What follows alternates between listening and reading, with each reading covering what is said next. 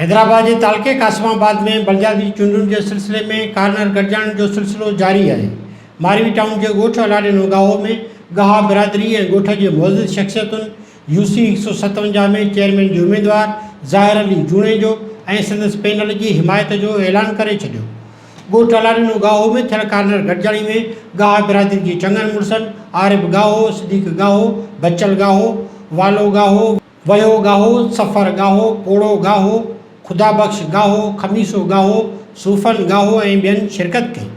गॾिजाणी में peoples party जो अॻवान महबूब अली जूणे जो, हारून गाहो, शफ़ी मोहम्मद गाहो, लालू गाहो, दीदार गाहो, शबीर गाहो, पप्पू गाहो, हाजी गाहो, अबल गाहो, मिठो गाहो ऐं पाड़े जा ॿिया मुअज़्ज़िज़ीन वॾे अंग में मौजूद हुआ। उन मौक़े ते हिननि यूसी 157 ते चेयरमैन जो उम्मीदवार ज़ाहिर अली जूणे जो, वाइस चेयरमैन जो उम्मीदवार अलावरायो गाहो ऐं सिंध समूरे पैनल की हिमायत जो ऐलान कयो। उन मौक़े ते ज़ाहिर अली जूणे जो, अलावरायो गाहो ऐं ॿियनि ॻाल्हाईंदे चयो त हू गाहा बिरादरी जी चङनि मुड़सनि आरिफ गाहो, मोहम्मद सिद्दीक़ गाहो ऐं ॿियनि जा हिमायत करण ते थोराइता आहिनि।